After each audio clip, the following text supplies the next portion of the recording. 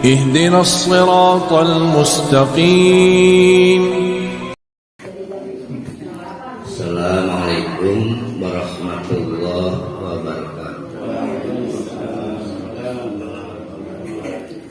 Alhamdulillahirabbil alamin. Nahmaduhu wa nasta'inuhu wa nastaghfiruh wa na'udzu billahi min shururi anfusina wa min sayyiati a'malina. May yahdihillahu fala mudilla lahu wa may yudlilhu fala hadiya lahu. Asyhadu an la ilaha illallah wa asyhadu anna Muhammadan abduhu wa rasuluh la nabiyya ba'da. Kemarin kita sudah memulai perjalanan Nabi Musa semenjak diselamatkan oleh Allah dari undang-undang yang berlaku di Mesir pada saat itu, bahwa bayi lelaki yang lahir pada tanggal tertentu harus dibunuh. Jadi ada ganjil genap. Nah, Musa adalah bagian dari bayi yang mestinya dibunuh. Tapi dengan kekuasaannya Allah menyelamatkan Nabi Musa. Maka dari sejak Nabi Musa diselamatkan sampai diasuh secara spesial di lingkungan keraton, itu adalah deret nikmat-nikmat Allah yang luar biasa. Nah, kemarin cara penyelamatannya memang tidak lazim ya, dihanyutkan dengan menggunakan sebuah peti, dihanyutkan di sungai.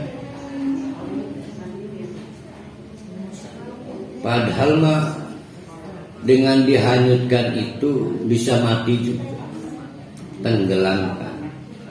Nah, namun ibundanya Nabi Musa mendapatkan ilham atau wahyu, perintah dari Allah, hanyutkan Musa dengan menggunakan peti ke sungai. Ini menjadi perdebatan, apakah ibunya Nabi Musa juga seorang nabi karena mendapatkan wahyu. Nah, sudah kita bahas pada pertemuan kemarin. Mari kita lanjutkan ayat-ayat kita ulang dari 38 supaya memiliki sambungan. Hai Muhammad, ingatlah, jangan coba-coba dilupakan, karena apa yang ada di belakang sangat penting. Sangat penting bagi Nabi Muhammad yang sedang berjuang menjalankan perintah Allah, berdakwah. Nah, bagi Nabi Muhammad sangat penting, apalagi bagi kita ini. Maka dimulai dengan kata ingatlah, jangan coba-coba dilupakan. Auhayna, ketika kami memberi wahyu, ila ummika, kepada ibumu ya Musa, wahai Musa, ma yuha, apa yang diwahyukan. Apa isi wahyunya? Yaitu anid difi, agar meletakkan bayinya yang kelak diberi nama Musa fit tabuti dalam suatu peti. Nah, ibunya Musa dengan hati yang bersih dapat membedakan bisikannya itu bisikan setan atau bisikan dari Allah, yang ternyata bisikan itu adalah wahyu Allah. Kita juga sering alami, cuma kita kurang peka menangkap bisikan-bisikan itu. Misalnya bangun, bangun, bangun. Kadang dibuat gelisah, kadang dibikin ada nyamuk, kadang dibikin kebelet, ya pengen kencing, tapi ternyata nggak bangun juga. Nah, jadi Allah tetap memproduksi getaran-getaran dengan berbagai frekuensi. Secara umum kita disebut ilham. Nah, khusus kepada orang-orang istimewa, Allah menyebutnya wahyu. Wahyu. Iya, sikit mau berubah jam ya.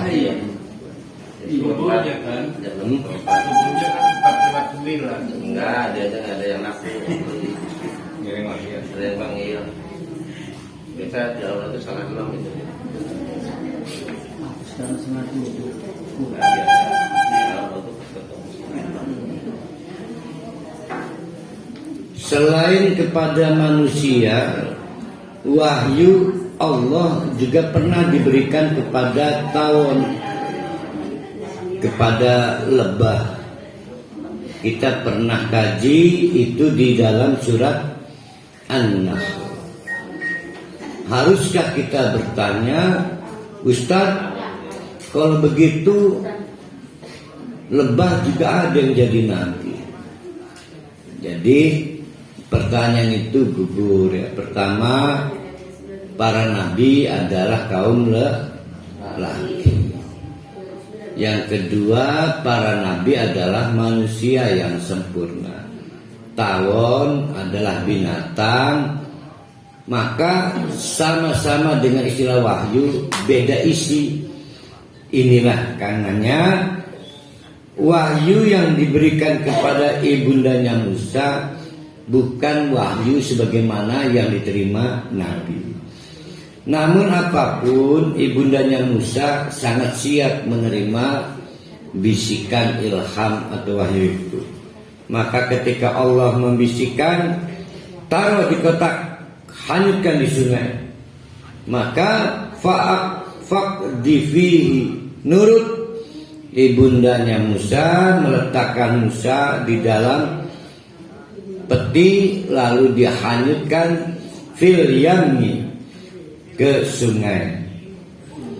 Falyulkihi, yang akan mengalirkan membawa, menghanyutkan Musa itu.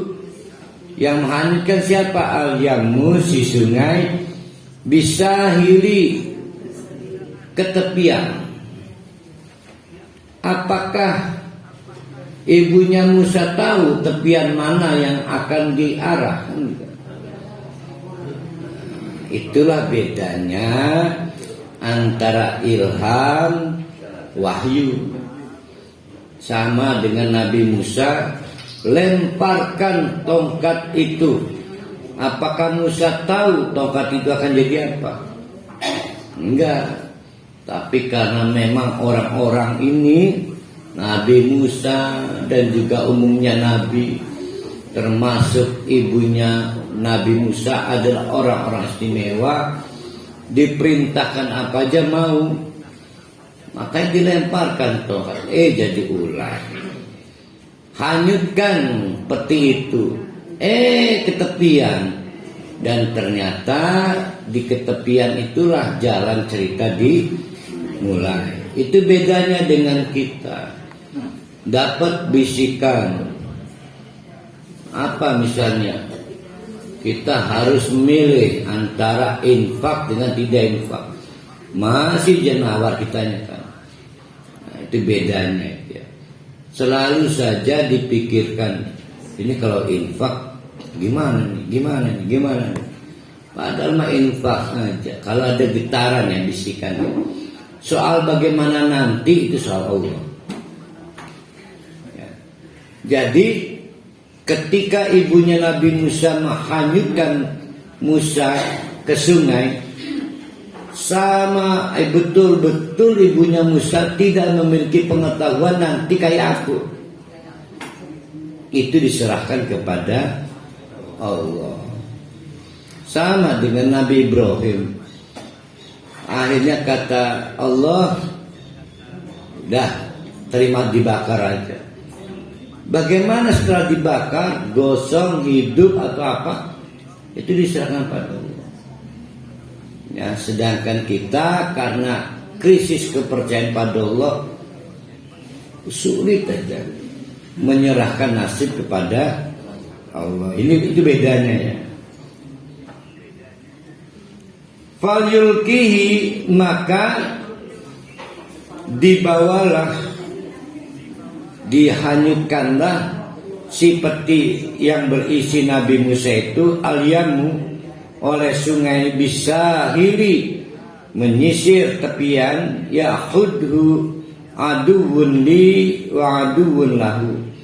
Akhirnya Nabi Musa diambil oleh suatu keluarga yang sebetulnya kelak nanti akan jadi musuhnya Nabi Musa dan akan menjadi musuh Allah juga kelak nanti. Apakah ibunya Musa tahu kelak akan begitu? Kan tidak ya. Jadi mau tahu soal nanti itu baik, tapi mau tahu soal nanti itu bukan rukun perbuatan. Jadi sesuatu yang di luar jangkauan harus diserahkan kepada Allah. Wa alqaitu alayyaka mahabbatan minni, maka dibuatlah pada diri Nabi Musa itu ada pengasihan. Apa ilmu perdukunannya apa disebut itu? Bukan pengasihan. Uang jadi demen baik runyit. Pengasihan.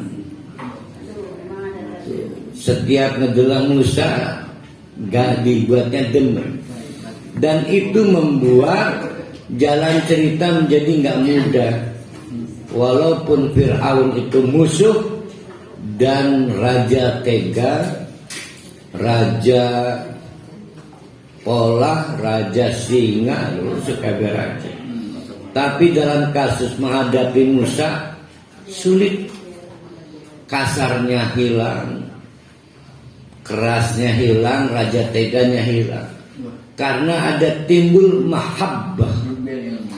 Dan terhadap Asiyah, istrinya Fir'aun, mahabbahnya lebih-lebih lagi, sehingga Asiyah lupa bahwa bayi ini adalah bukan anak kandungnya, bukan, tapi karena luar biasa. Sehingga dalam suatu cerita berani pasang badan kan Asiyah. Memang Nabi Musa ini memiliki keunikan, sering mabuk Fir'aun waktu kecil, ngejambak jenggotnya.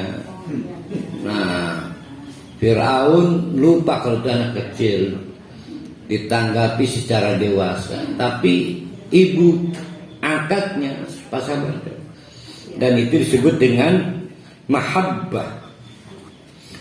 Ada beda antara mahabbah yang diperoleh melalui jin dan mahabbah yang dititipkan Allah pada kita. Ada beda.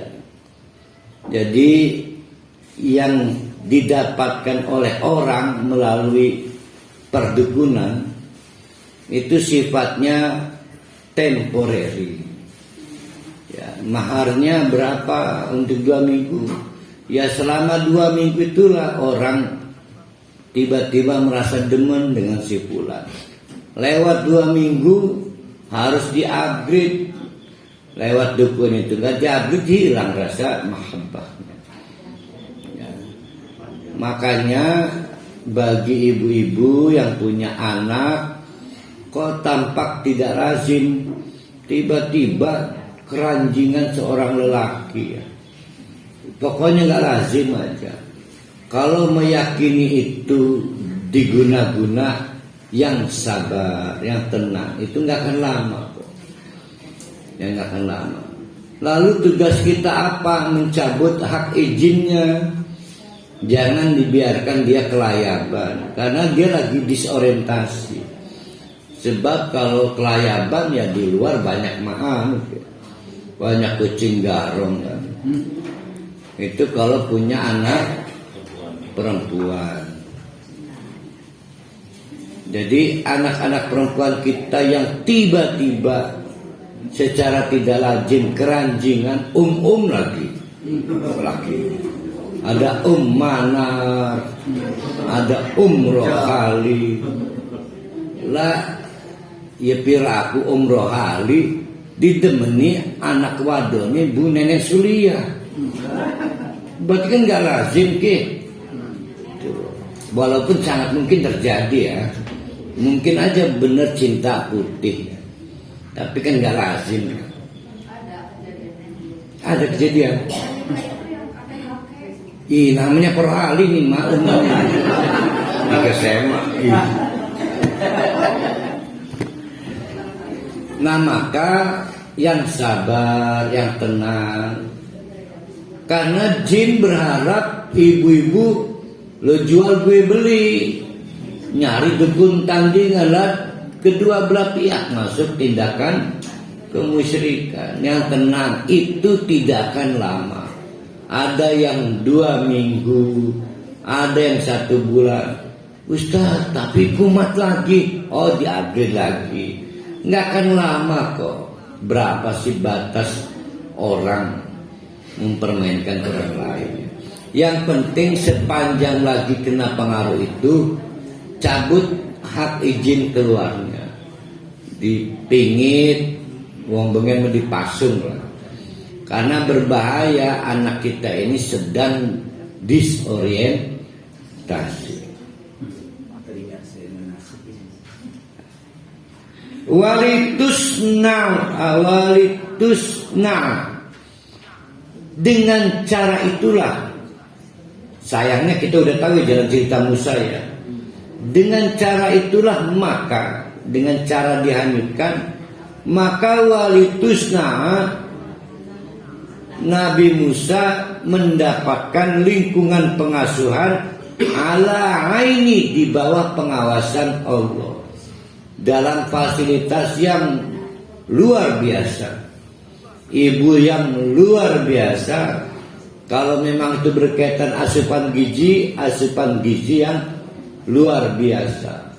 Bahkan saking luar biasanya Asia harus mendatangkan banyak perempuan yang cocok untuk jadi ibu susuannya. Karena Asia cuma ibu asuh.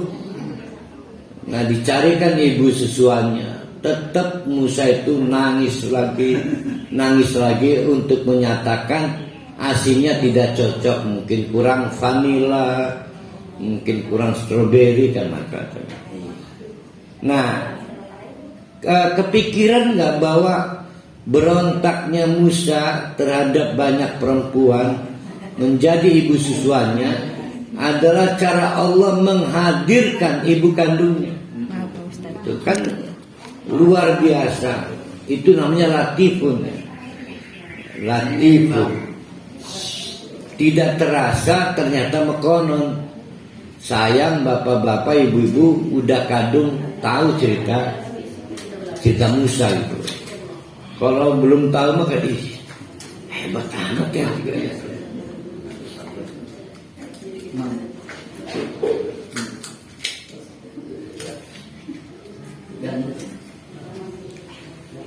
Ingat-ingat juga hai Muhammad, jangan coba-coba lupakan, yaitu tamshi, ketika tetehnya. Jadi rupanya si Nabi Musa ini, ibunya Nabi Musa memerintahkan pada tetehnya untuk memonitoring kemana ini arah hanyutnya si kotak atau peti itu. Maka dikintili. Pak Haji Rusdi, dikintili tahu ya? Ya alhamdulillah udah paham ya kintili. Belum tahu. Nah, Belum tahu. Yang selamanya kedengaran Ayu Ting Ting ya. Jauh. Kintili. Diikutin. Akibat Pengen yang murah aja. bukan akibat long distance, berhubungan jarak jauh dengan istrinya. Jadi istri di Padang, yang dekat akhirnya Ayu Ting Ting ya. Akibat long distance, yaitu tamsi pada saat menguntit tuka tetehmu, saudara perempuanmu, fatakulu, maka berkatalah. Yang takulu siapanya?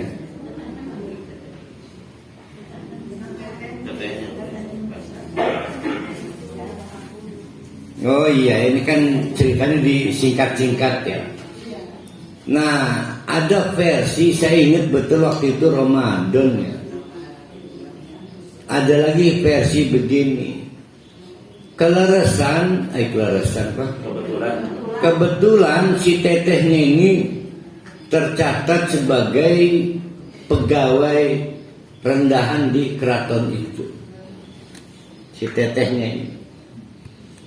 Nah, sementara versi saya pada waktu Ramadan tahun berapa itu ya? Akhirnya ketika nguntit, sampailah pada keributan mendengar bayi Musa ini tetap meraung-raung menangis. Asia panik, maka tiba-tiba muncullah tetehnya itu. Saya tahu siapa perempuan yang paling tepat menjadi ibu susuan Musa. Tidak tergambarkan di situ tetehnya tercatat sebagai pegawai keraton itu. Tapi ada versi memang si tetehnya itu tidak mendapatkan rintangan untuk keluar masuk lingkungan keraton, karena yang bersangkutan memang tercatat sebagai pegawai di lingkungan keraton itu. Wallahu a'lam bishawab ya.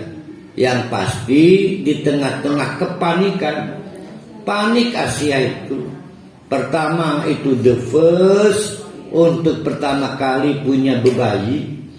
Yang kedua, memang Musa oleh Allah dibikin menangis histeris. Dicoba lagi satu ibu-ibu tetap menolak.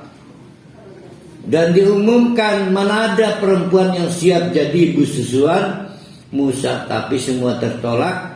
Yang membuat kehadiran tetehnya pun welcome.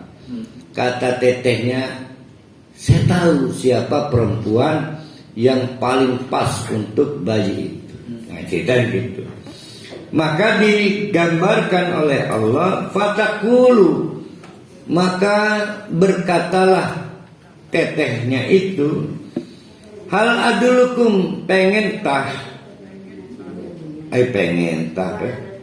maukah aku tunjukkan pada kalian itu siapa itu? Kalau cuma ibu, kalau Asia ya aduluka, al aduluki. Ini kum berarti kan banyak orang. Ya sudah barang tentu di ruangan itu banyak orang. Asia, dayang-dayangnya, belum lagi perempuan-perempuan Mesir yang tidak lulus seleksi untuk menyusui Musa. Maka di tengah-tengah itulah tetehnya bertanya, hal adulukum, kalian mau tahu enggak? Saya tunjukkan ala man yakfuluhu, seseorang yang bisa memenuhi harapan bayi itu, yang dapat mengasuh. Farajanaka, dengan cara itulah maka kami mengembalikan Musa pada ibu kandungnya. Hebat kan cara Allah itu. Farajanaka ila ummika, aku kembalikan kamu hai Musa ila ummika, walaupun bukan stay di rumahnya di kawasan Bani Israil. Jadi ibunya menjadi pegawai susuan ya. Kaita korro, dengan cara itulah maka takorro, ibumu senang ya. Takorro itu kurrota ayunin, sama aja itu. Kurrota ayunin itu pemandangan yang membuat mata sejuk, adem, yang tadinya panas lihat anak sejuk. Nah, ibunya juga tentram mendengar SPK, surat perintah kerja untuk menyusui Musa. Taqarra ainuha wala tahzana, dan tidak lagi bersedih. Wa qatalta, dan ini loncat ceritanya nih. Pada waktu accident ada perkiraan umur, ini umur sudah menentukan pilihan sekitar 30. Jadi umur Nabi Musa sudah 30. Sudah berani memberi kritik, memberontak atas ketidakadilan yang terjadi di Mesir. Suatu hari yang tidak diinginkan terjadi tepat di depan matanya, yaitu arogansi penduduk Mesir yang tidak menghormati, tidak pernah bisa berbuat adil kepada penduduk dari kawasan Bani Israil. Maka serta-merta Musa membela si orang Israel ini. Dipukulnya oleh Musa bukan niat membunuh, dengan niat memberi pelajaran agar jangan bertindak dolim kepada kaum lemah. Mati. Ya, saya nggak tahu nih, mati karena pukulan apa mati karena pengen mati. Yang jelas Musa panik. Umur 30 itu panik. Umur 30 itu umur tahu resiko. Wah, ini pasti nih, saya akan diproses di pengadilan yang tidak adil. Nah, itulah yang menyebabkan Nabi Musa harus melarikan diri ke suatu daerah bernama Madian. Selama berapa tahun? Sinin. Total 10 tahun.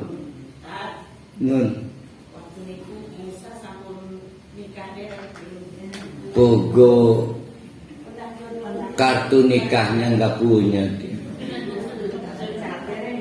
Masih perjaka. 30 masih perjaka. Mungkin Bu Haji Rosma bertanya, ada dong serang menikah resminya umur selawe. Umur 20 pernah nikah. Umur 15 pernah nikah. Nah, Musa itu nanti kembali dari Madian ke Mesir itu umur 40. Nah ini kita mau membuat persamaan antara Musa dengan Nabi Muhammad. Dan Nabi Muhammad Sallallahu Alaihi Wasallam juga dilantik sebagai Nabi umur 40. Masa kerja dakwahnya umur 23. Maka Nabi Muhammad wafat di usia 63 tahun. Jadi semenjak dilantik menghabiskan waktu 23 tahun untuk dakwah.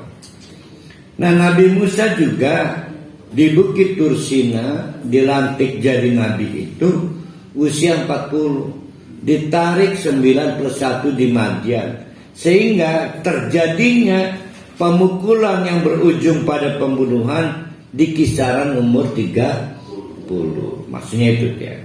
Wa qatalta, ingat enggak Musa, kamu pernah tidak sengaja membunuh nafsan someone, seseorang. Fanajjainaka, aku selamatkan kamu. Sebab kalau enggak dengan kekuasaan Allah, pastilah akan diproses. Musa itu dalam suatu proses peradilan yang sangat tidak adil. Nah, bentuk-bentuk penyelamatannya bagaimana? Ini menarik ceritanya.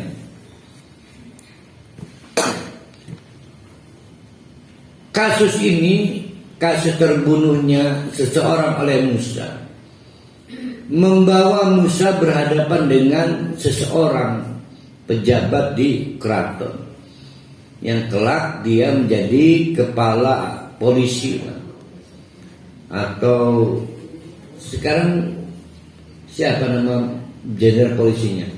Listio. Pak Listio ya. Kelak nanti jadi Listio. Berarti kira-kira pada saat itu dia Kapolsek, sehingga bisa bertemu dengan pelaku. Ini Kapolsek ini kelak nanti bersadar. Cuma situasinya tidak menguntungkan, sehingga walaupun dia bersyahadat, dia merahasiakan keislamannya. Artinya mayoritas pejabat Mesir itu menolak bersyahadat. Tahu apa yang terjadi, tindakan berujung kriminal yang dilakukan Musa, maka si Kapolsek ini membuat skenario pelarian Musa yang menyebabkan Musa sampai ke kematian. Nah, si Kapolsek ini adalah bentuk pasukan Allah. Jadi istilah mana tadi kalimatnya itu? Ya? Ayat berapa itu najainya itu? Fanajjainaka. Si anunya domirnya ana apa nahnu itu? Iya, enak amat itu. Nahnu berarti Allah berserta yang lain. Maka cara Allah menyelamatkan Musa adalah dengan memerintahkan pasukannya, tentaranya. Di antaranya adalah satu si Kapolsek itu. Nah, udah ya. Kelak ini yang mengatur sampai Musa berhasil membawa Bani Israel kabur, lolos menyeberang lautan, ya si anu ini, si kepala polisi ini yang pada saat kejadian terbelahnya lautan dia udah jadi Kapolri, ya, udah jadi Kapolri. Itu ada kajian khusus dan menarik itu. Nah, si Kapolri ini tidak ikut menyeberang ketika bersama pasukan Firaun. Ada pertanyaan, meninggal nggak? Tidak. Meninggal. Meninggal. Jadi ada yang ikut itu. Nah, 1 juta orang yang dibawa Firaun ditenggelamkan oleh Allah. Nah, si Kapolri ini tidak meninggal, tertahan di pantai. Pandai. Sehingga dengan punahnya Fir'aun zaman Musa, maka berakhirlah kekuasaan Mesir di tangan Fir'aun 1, Fir'aun 2, Fir'aun 3, masuk ke fase Islam dengan gelar Al-Aziz yang kita tahu Nabi Yusuf itu. Ya. Jadi itu berakhir. Fir'aun ini kan gelar. Kalau Jokowi mah bukan gelar namanya, cuma pengen lama doang. Dengan 3 periode. Kalau Jokowi itu nama gelar, maka bisa Jokowi 1, Jokowi 2. Ini karena nggak ada, akhirnya dibikin Jokowi JR, Junior. Jokowi Junior. Kalau Firaun mah berseri-seri. Nah, dapat diduga inilah Firaun yang ditenggelamkan oleh Allah adalah Firaun seri terakhir dan punah. Sehingga kekuasaan Mesir dipimpin oleh mantan Kapolri itu yang bersyahadat, yang kemudian mengganti sistem kekuasaannya dengan istilah Al-Aziz yang kita kenal dalam cerita Nabi Yusuf. Kan nggak jauh jaraknya ya, itu mah konon.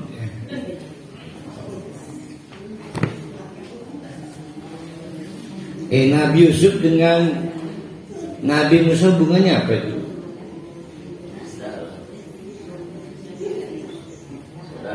Aku diganti per hari ya. Kita punya bukunya.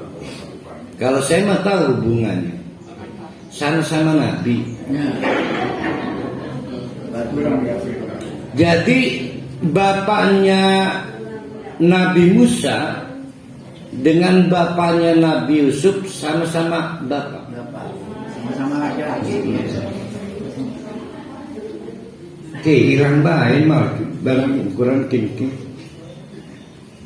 Di mana sih kita di ayat berapa yang sekarang nih? Iya. Kalau direnteti riwayat Nabi Musa ini sampai terbunuhnya Fir'aun ini, saya merasakan ini memang satu cerita yang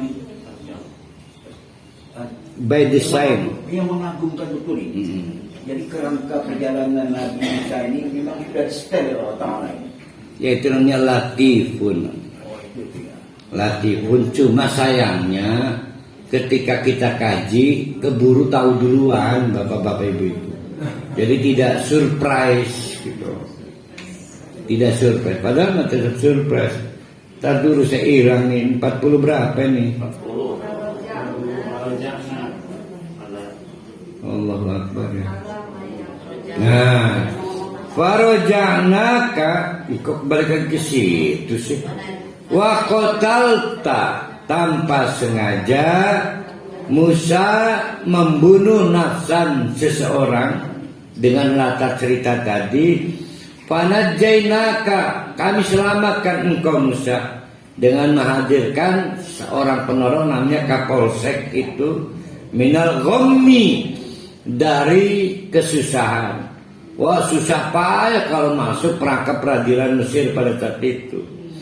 Wa fatannaka, tapi setelah itu maka kami menguji engkau. Fitnatun, fatana menguji, futunan dengan berbagai ujian. Apa ujian-ujiannya itu? Harus menempuh perjalanan yang sangat jauh.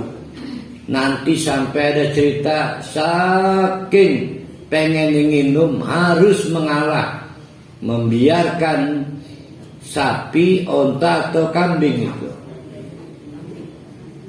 Ya gembalaan dua perempuan itu. Onta apa itunya? Kambing. Kambing ya, orang mungkin mewadah ngegembala onta ya. Ya kambing. Oh, padahal saking laparnya itu, saking hausnya itu ujian.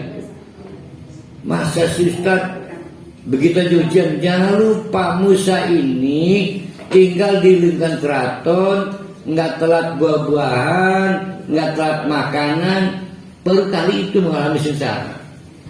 Nabi Musa. Kalau dari para wali biasa kan. Imam Musa yang dirawat di tangan seorang ibu bernama Asia. Tapi setelah terjadinya insiden pembunuhan itu, sesuatu yang sangat berat untuk Musa harus dilewati sebagai ujian dari Allah. Falabista yang menyebabkan engkau hai Musa tinggal stay sinin berapa? 10 tahun. Walaupun artinya beberapa tahun, tapi maksudnya satu. Kalau dekade berapa tahun? Satu dekade. Windu. Oh, windu sekarang udah tinggal 8. Abad. Nah, satu dekade 10 tahun. Saya kaget windu tinggal 8 itu. Ya lebih dari 8.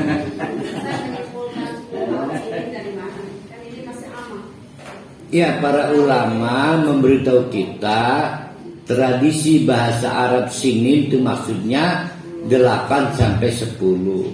Maka diambil angka 10. Ya. Fi ahli Madyana, di tengah-tengah penduduk Madyan.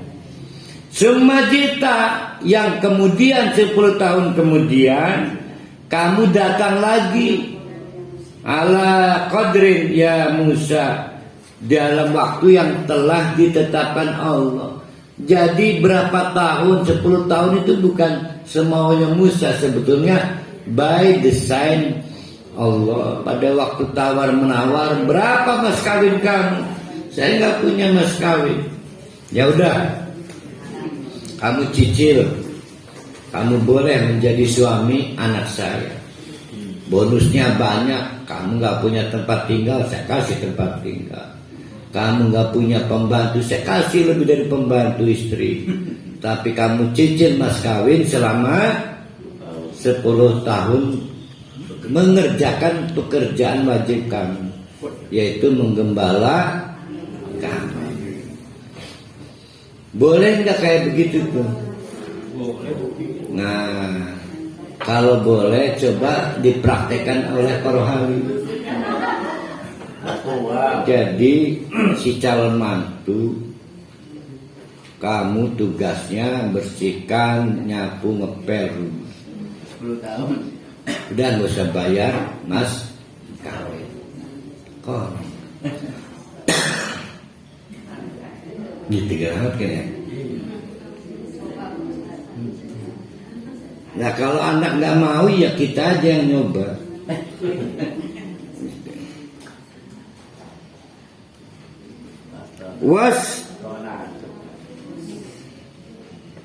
Wastona tuka, dan aku pilih kamu linafsi, memang untuk kepentingan diriku. Maksudnya ada beberapa bagian yang bukan harapan kita. Tiba-tiba kita dipilih sebagai direktur. Nggak pernah kita punya planning jadi direktur. Itu mungkin Allah yang menghendaki. Allah menguji kita dengan jabatan yang belum tentu kita inginkan. Nah, Nabi Musa tidak punya plan untuk berhadapan dengan ayah angkatnya, nggak punya. Makanya pada waktu selesai masa bakti kerja paksa itu 10 tahun, tiba-tiba hatinya pengen pulang kampung, membawa istri, anak, dan pembantu. Kalau saya punya rencana pastikan 2-3 tahun ngomong ke istri, Mama nanti 3 tahun lagi ya kita pindah ke Bogor ya. Tadi istilah hingga paksa itu, saya orang sependapat itu kerja tidak berbaik, tidak dibayar, dan maka bilang itu yang membantu sebenarnya. Lah iya, makanya kan bukan kerja paksa dan pengertian Belanda, kerja dipaksa Allah ini mah. Saya ingin menggambarkan itu bukan kesadaran memilih. Bagaimana semua di bawah ini saya lagi menerjemahkan kata wastona'tuka. Wastona'tuka itu benar-benar gak berdaya kita itu. Bayangkan Nabi Musa harus sepakat kerja 10 tahun hanya untuk itu bukan sesuatu yang bisa milih. Dipaksa, maksudnya kerja paksa dipaksa Allah maksudnya. Dipaksa Allah termasuk tiba-tiba setelah 10 tahun pulang. Itulah arti istona'tuka ya. Jadi istona'tuka itu sesuatu yang kita tempuh yang bukan pilihan kita. Disitulah disebut dengan ujian Allah. Yang namanya istona'tuka. Ada yang sukses menempuh ujian itu. Salah satunya Nabi Musa. Dan model-model ujian yang bukan pilihan kita terus menerus ada. Apa ada terlalu banyak orang bekerja bukan linear prodinya kan? Banyak kan? Tapi kita salah paham. Misal gini, anak kita insinyur. Ustaz ya Allah ya, kenapa anak saya udah insinyur kok megawai ini tukang sapu di PU Pertamanan? Kenapa nggak dibaca cara Allah istana menguji? Selalu saja opininya, wah lagi ganti Ustaz, ganti pegawaian kan gitu kan? Akhirnya nggak jadi ujiannya. Itu bukan nasib tuh. Itu yang saya maksud. Selalu kita ngomong nasib biar tegar amat ya. Kenapa nggak diterjemahkan inilah cara Allah menguji? Nah, itu yang dimaksud dengan wastona'tuka. Akhirnya sudah kerja tidak sesuai linear prodinya, kita memberi opini yang tidak tepat. Gratis tadi aja. Glati pegawai gati kudune insinyur memegawai di perusahaan ini ya Allah tukang roti ya misal gawe roti di pabrik roti dasar nasib. Kita nggak pernah mengatakan luar biasa ya Allah itu ya, anak saya yang senior diuji oleh Allah bekerja dia belum tentu pasiennya passion. Akhirnya bentuknya mengeluh, tidak bangga. Mestinya kan begini, luar biasa anak saya diuji oleh Allah bekerja di luar passionnya. Itu yang dimaksud dengan wastona'tuka linafsi. Nah di situ linafsi lihat tuh, semua itu bukan untuk kepentingan anak kita dapat makan. Linafsi untuk diriku sendiri. Allah menunjukkan egoismenya. Kadang-kadang Allah membuat jalurnya berbeda.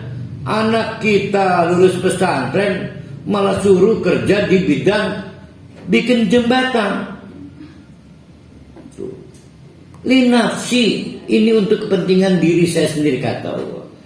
Artinya apa? Luar biasa Nabi Musa yang terpilih diuji di luar nalar. Maka hal yang sama jangan mengeluh. Masa kita kepada orang dulu nasib yang bertegeramat anak kita ya aja. Padahal mestinya kan sudutnya berbeda. Itu yang dimaksud dengan wastona'tuka. Paham belum nih? Kebiasaan orang tua itu ya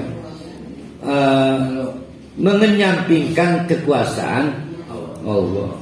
Hei wong tuwis muntah manting awan bengi Jetibani nasib tur tegeramat ya aja. Semono gagai oleh waduh dewa. Macam-macam. Ya. Jadi jarang kita melihat anak kita sebagai pahlawan bahkan ketika kita tidak happy. Itu selalu aja menjadi persoalan. Nah, lihatlah Nabi Musa. Nabi Musa itu anak keraton, dipilih oleh Allah melalui ngeblangsak. Bayangkan mahar saja enggak punya, bahkan menempuh perjalanan tanpa pengawalan, bahkan harus mengembalikan mahar dengan cara berkarya selama 10 tahun. Waduh, ngeblangsak untuk seorang Musa, ngeblangsak itu. Untuk saya biasa menempuh begitu. Maka ujian saya mungkin bukan begitu yang lainnya. Lihat Musa, idhab, begitu dianggap cukup ujiannya,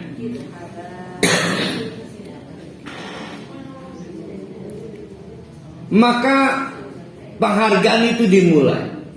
Apa penghargaannya? Idhab, mulai saat ini berangkatlah. Kata berangkatlah itu apa itu?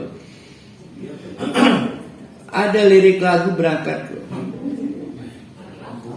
Ada. Berangkatlah kawan, anakku. Suka dilatih dia.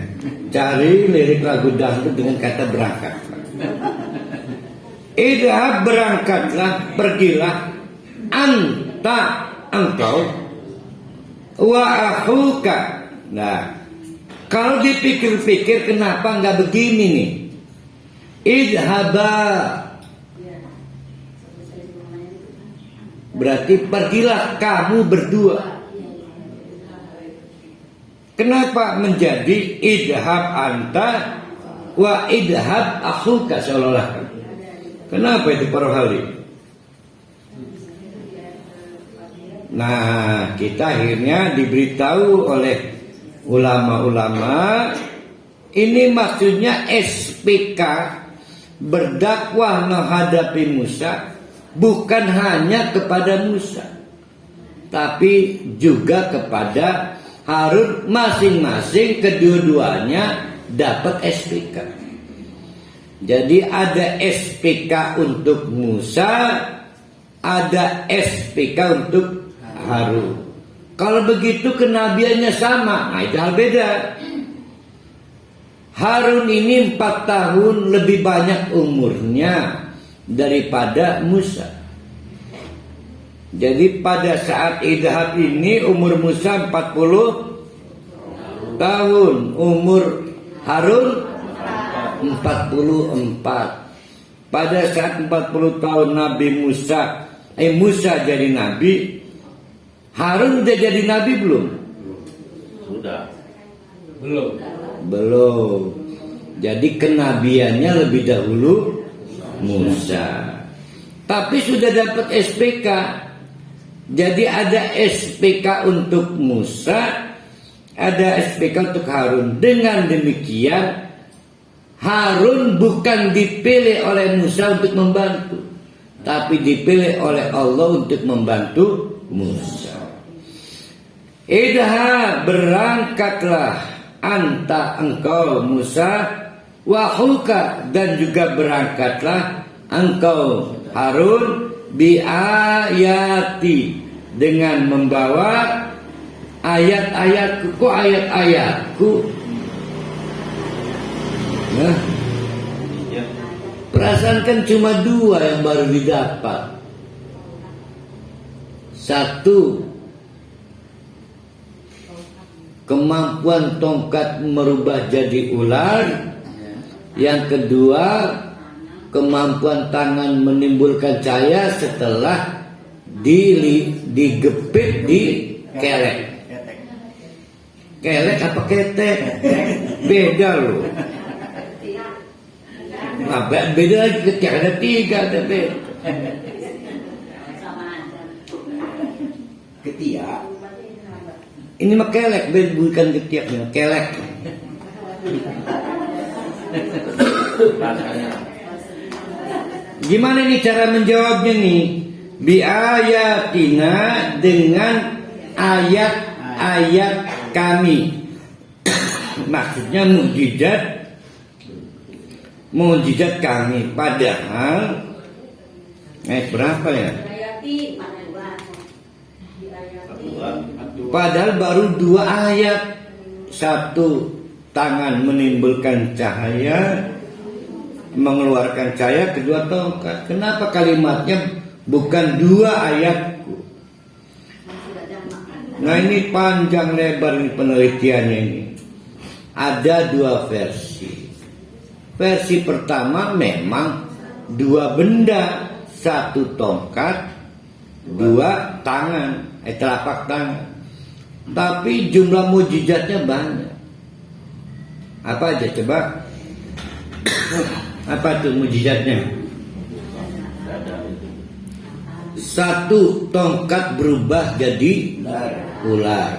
2 tongkat, bukan tongkat, ular berubah jadi tongkat. Nggak nganter. Pada saat Musa takut karena dia ular yang bergerak secara liar.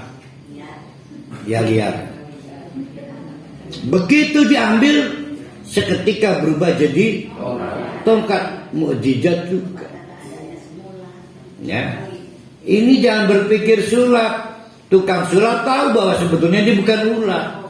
Ketika diambil dia ular, bukan. Ini mah tongkat dilempar jadi ular atau mukjizat. Tongkat ular dipegang jadi tongkat, mukjizat lain. Ya. Sehingga biayati, dengan mukjizat bukan instrumennya. 1 ya pendapatnya.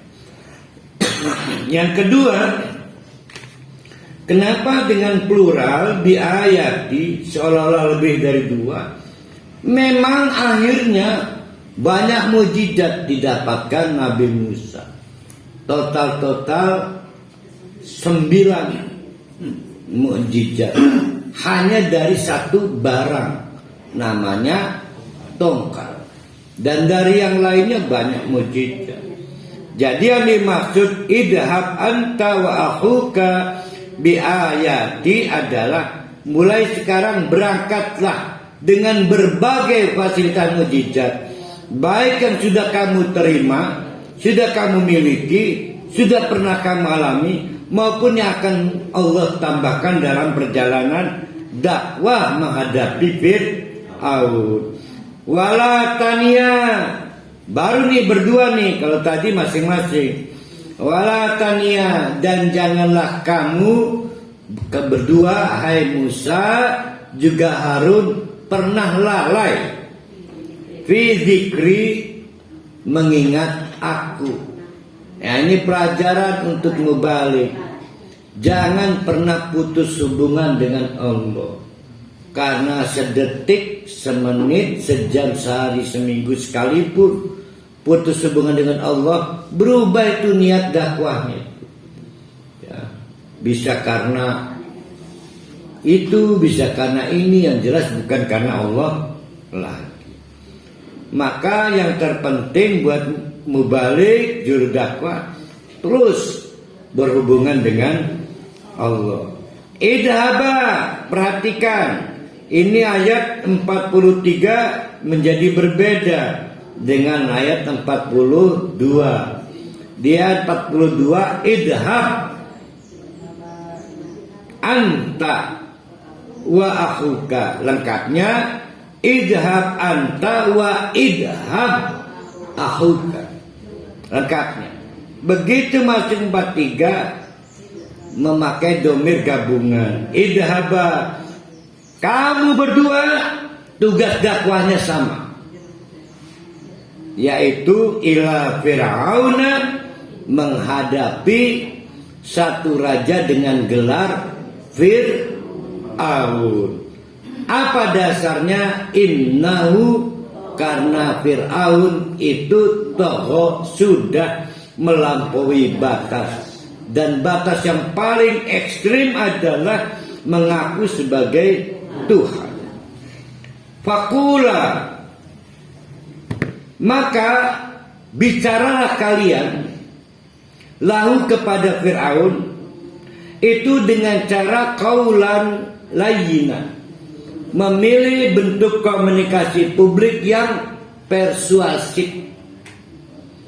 ya, tidak provokatif. Tidak kasar. Kenapa ini?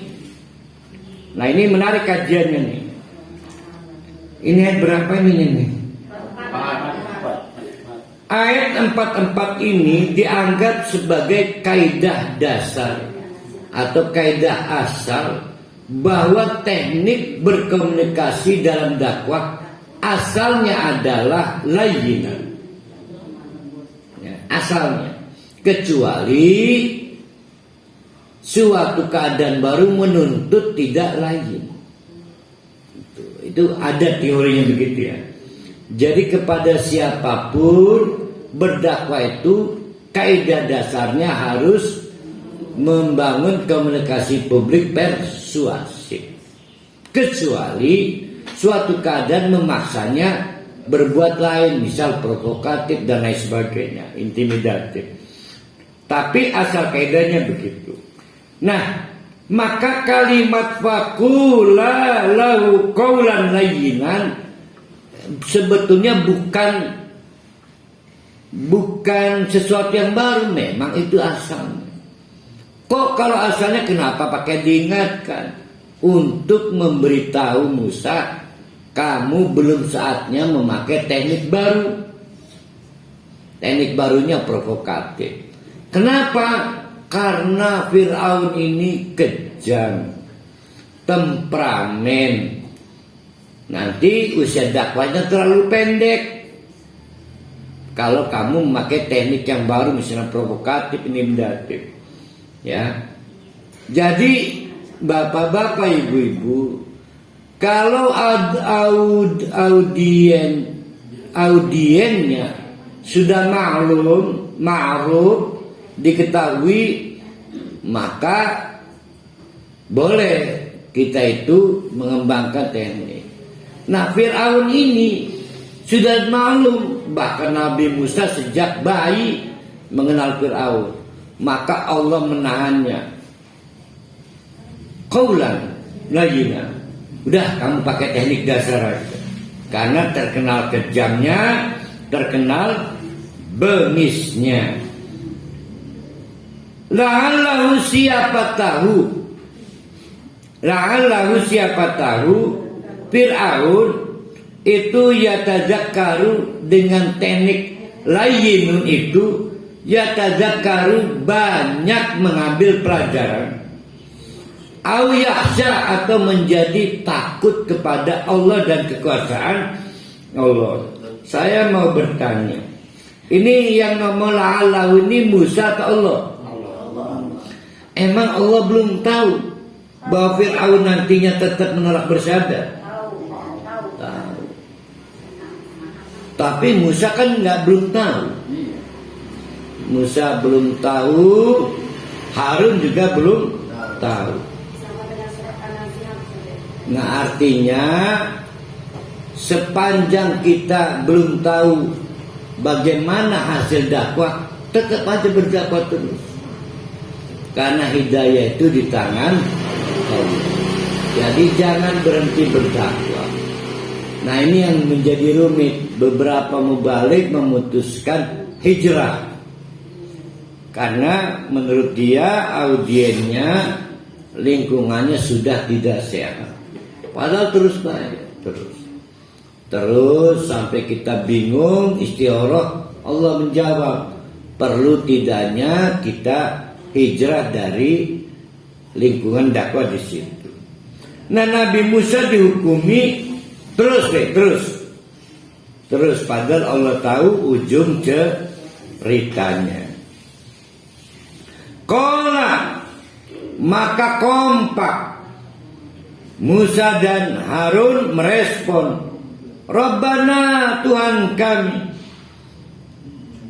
kami jujur innana nakhafu, sungguh-sungguh kami sangat takut menghadapi Fir'aun karena terkenal raja teganya. Nah, ini menarik. Musa dan Harun takut apa nih? Takut mati ya. Nah, takutnya udah terjadi belum? Iya, takut tuh udah terjadi takutnya. Matinya belum. Takut pada sesuatu yang belum terjadi, tapi mungkin terjadi. Bapak-bapak, ibu-ibu, takut mati itu boleh. Takut mati itu boleh. Karena mati itu pasti. Jadi takut mati. Maka Nabi Musa menyuarakan isi hatinya juga Fir'aun Harun. Ya Allah, kami takut pada Fir'aun. Fir'aun terkenal mudah membunuh. Kami takut mati. Tapi matinya belum terjadi. Takutnya sudah terjadi. Dan itu disampaikan oleh keduanya kepada Allah. Kenapa innahu tagha? Fir'aun mah terkenal melampaui batas. Urkaur wong nganggur di pedang mati. Mana itu hilang? Innana nahafu, sesungguhnya kami takut ayyaf ruto. Nanti kami disiksa. Gara-gara disiksa mati kami. Ayyaf ruto alaina au ayat go. Ayo apa tuh? Yang pertama takut disiksa. Yang kedua takut dia melampaui batas, berarti takut membunuh. Yang disiksa belum mati, yang membunuh mati.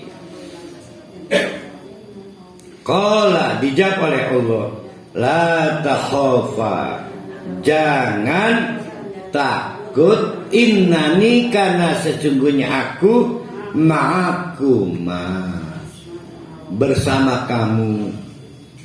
Allah Maha mendengar, maka sepanjang kamu berdakwah melawan Fir'aun, asma, saya akan terus memonitoring dengan pendengaranku, wa ara, dan dengan penglihatanku. Don't worry, jangan takut. Jadi takut itu boleh, yang tidak boleh menghentikan langkah dakwah. Bagaimana cara menghilangkan rasa takut agar dakwah terus berjalan? Maka tingkatkan kualitas ma'iyah, kebersamaan kita dengan Allah. Nanti dengar suara Allah. Don't worry, la takhaf, innani ma'akuma, saya tetap bersama kamu. Berarti kebersamaan Allah dengan kita pada waktu dakwah kapan?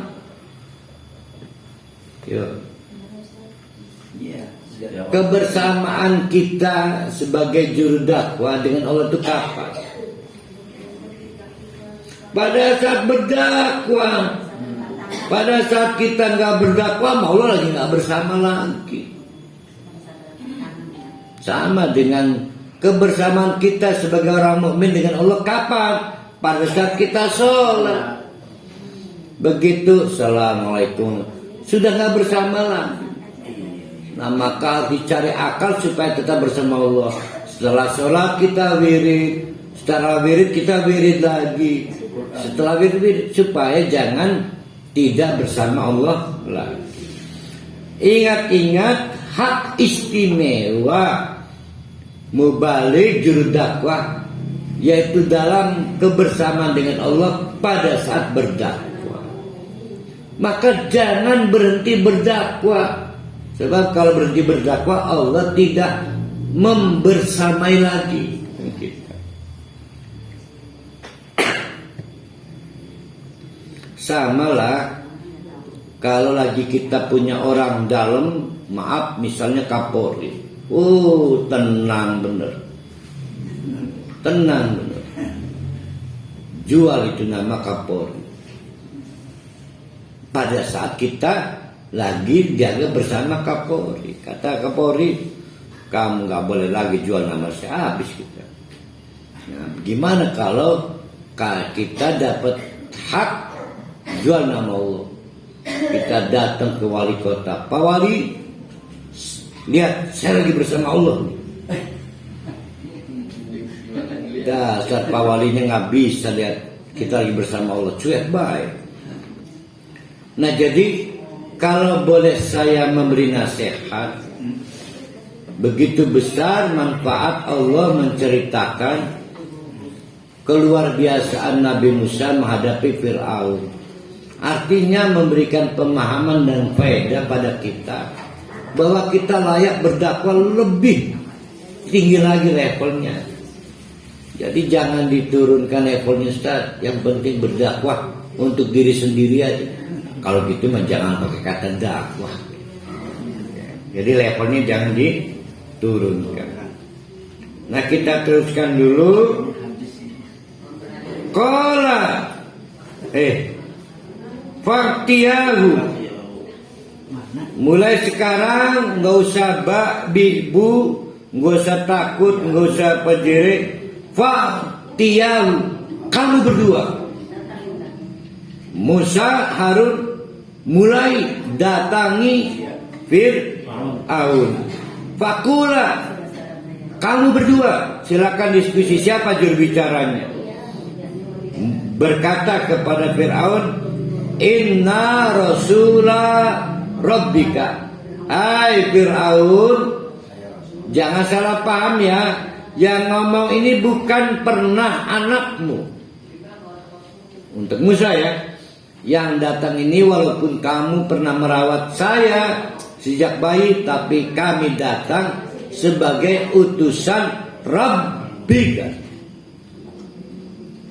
Supaya keambil hatinya, oh ternyata saya punya Tuhan, bahkan yang istimewa, Tuhan kami yang mengutus, padahal pernah anak.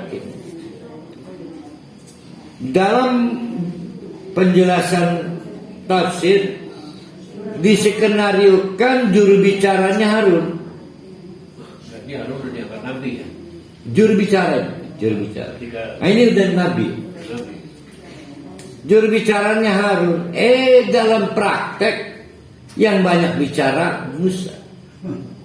Nah mari kita terbangkan ingatan kita. Allah menjawab doa Musa. Rabbis rahli sadri wa yassirli amri wahlul 'uqdatam min lisani. Yang membuat lidahnya nyerang kutibai karena ter'uqdah, dibebaskan oleh Allah, wahlul, terjawab.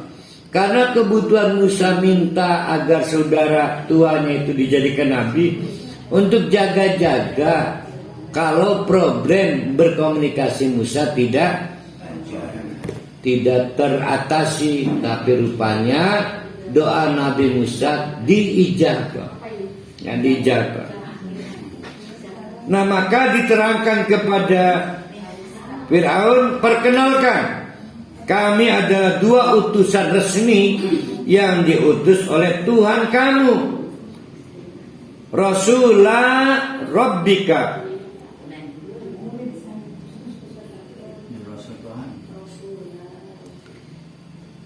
Apa keperluan kalian? Keperluan kami adalah berhentilah menjajah Bani Israel. Sudah sangat di luar batas kemanusiaan. Mereka diputus rantannya, pasokan makannya dipersulit, macam-macam lah. Oleh karena itu Pak Arsil, biarkanlah. Mana Bani Israel? Bani Israel ada di bawah kepemimpinan saya, dan saya akan keluarkan dari Mesir, akan dibawa ke negeri Syam. Maka kata Firaun, enak baik, karena faktanya Mesir butuh tenaga kerja murah. tukang laundry, tukang waktu, bahkan detil, tukang kerok, tukang pijet. Tukang pijet aja dibagi-bagi, saking banyaknya tenaga kerja murah. Pijet geger khusus, pijet sikil khusus. Luar biasa ya Fir'aun ini. Maka proposalnya si Musa dan Harun ditolak mentah-mentah. Enak baik bisa goncang Mesir karena tidak ada tenaga kerja murah.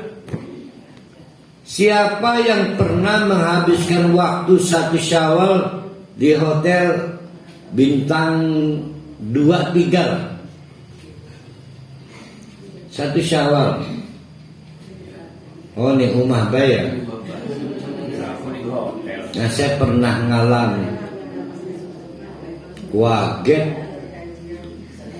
720 room, sisa hanya puluhan. 700-nya habis oleh teman-teman keturunan Tionghoa. Mereka harus pindah dari rumahnya ke hotel karena pembantunya pada mudik. Jadi cukup bantu. Lumpuh mereka. Maka menjadi tradisi mereka booking sudah lama jauh. Bahkan sebelum Syaban udah booking hotel. Karena memang plan rencana mudik pembantu dia terjadi. Kebayang nggak kalau Bani Israel dibawa semuanya oleh Musa? Oh itu terjadi itu krisis di Mesir itu. Orang-orang kaya kehilangan tenaga kerja. Jadi Fir'aun juga mikirkan itu ya. Nah maka ditolak proposal Musa untuk minta izin mengeluarkan Bani Israel dari Mesir. Ndiko ayatku. Wala tu'adzibhum, supaya engkau hai Fir'aun tidak berkelanjutan menyiksa Bani Israel. Maka kata Fir'aun, emang siapa lu sih? Punya kemampuan apa? Maka dijawab oleh Nabi Musa juga Harun, yaitu qad ji'naka. Kalau kamu masih belum percaya bahwa kami ini legal utusan Allah, maka qad sungguh jinaka kami datangkan kepadamu hai Fir'aun biayatin dengan bukti mirabika langsung dari Allah. Maka terjadilah pertarungan sihir itu. Ya sihir melawan kekuasaan Allah yang membuat para tukang sihir bertekuk lutut bahkan kemudian bersyahadat. Nah, sebagai ayah angkat pastilah Fir'aun tahu Musa kecil, remaja, pemuda, pasti kaget. Bisa Musa berkemampuan begini? Mestinya sudah beralih benar. Musa itu utusan Allah. Tapi karena sombong, maka tidak diakui bahwa semua hal yang terjadi pada Musa adalah utusan Allah. Wassalamu ala manittaba'al huda. Ini ancaman udah. Fir'aun juga kepada masyarakat di Mesir, kami tawarkan program keselamatan, bahwa yang dapat selamat hanyalah yang mau ittiba, susah payah mengikuti petunjuk. Ini Taurat. Oh ini ancaman. Itu Fir'aun pasti mendebat Musa. Sirani pernah duit karya apa? Kalau Anies Baswedan masih bisa membuktikan karyanya di DKI, karena sudah paripurna 1 periode mimpin DKI. Nah ini mah baru mulai mimpin wali kota, sulit membuktikan karyanya apa. Apalagi Musa belum pernah apa-apa. Sementara Fir'aun pernah memastikan stok cadangan dan sebagainya. Bisa-bisanya kamu ngomong yang selamat. Oh, ini gegernya. Akhirnya kan gak ada jalan karena gak punya karya, maka menolak perubahan. Ya generous pasti pikirannya nih Gibran bayar. Namanya pikiran julid namanya. Nanya satu Ustaz. Nanya Gibran lagi. Itu kan Nabi Musa itu tinggal bersama Fir'aun. Dan Fir'aun ini kan tahu dia Musa itu pernah menghilangkan jiwa orang segala. Apa Fir'aun ini ada nggak dalam sejarah nih? Mungkin itu. Kamu bilang Nabi Rasul, kamu tukang bunuh orang, ada nggak seperti itu dalam sejarah? Pastilah ada. Kan tadi udah dibikin kuncinya. Jadi Fir'aun bagaimanapun kena sindrom cinta. Sindrom cinta yang menyebabkan kekuasaannya macet. Sebetulnya Fir'aun bisa aja menangkap Musa karena jejak pidana yang pernah dilakukan. Tapi hatinya nggak mampu karena ada sindrom mahabbah. Kan udah terang. Nah, Pak Jokowi ini presiden punya anak kandung. Kalau anak kandungnya melakukan alhamdulillah enggak kan, enggak pernah dipidana kan, melakukan tindak pidana, pasti sulit karena punya rasa cinta pada anak.